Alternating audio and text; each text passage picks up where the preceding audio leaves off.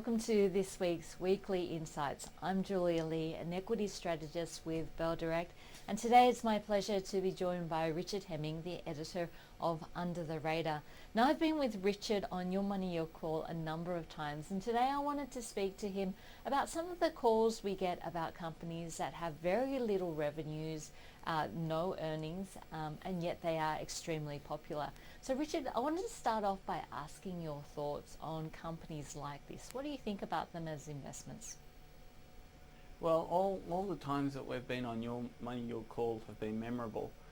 And I would say that sometimes people get carried away, I think, in the markets. And some of these companies are, like we would probably call ideas with a listing.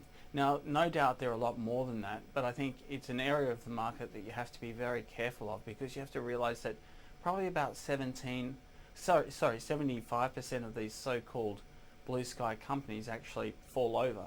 So ones that I think we heard recently, Julia, were Structural Monitoring Systems, SMN, Catapult, and Prophecy International. Each had a really good idea, or have a really good idea, a good technology, and have garnered a lot of investment support. But you have to be careful when you're investing in these sort of companies, because they're trading on very high valuations. So do you like these three companies? Well, we tend to try and look at companies of this type that have much lower valuations than these. But I mean, having said that, the key qualities we look for are good intellectual property, so that we have confidence in their product and their ability to, I guess, hold on to the advantages of their product once it gets popularized, or as they say, commercialized. And also strong management. So you have to really respect the management and believe that the management has the shareholders' interests at heart, not just sort of a lifestyle company. And thirdly, these sort of two aspects are really sort of not meaningless, but are certainly not as important as a strong balance sheet, as cash on the balance sheet, because invariably these sort of companies need to raise money.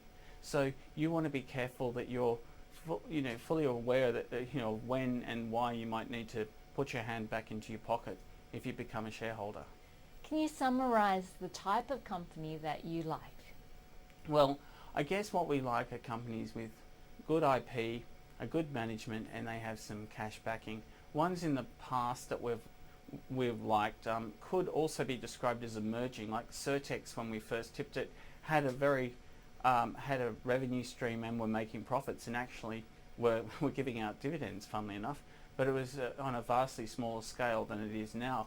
Medical Developments had a profitable line in their respiratory division, but the blue sky was in their their analgesic division, or the blue whistle. So these companies actually were producing earnings. These are the sort of companies that we tend to back. At the moment, there are some other companies which could be described as more blue sky than those companies. So you like companies with good IP, intellectual property. What companies are you watching at the moment, and do you like?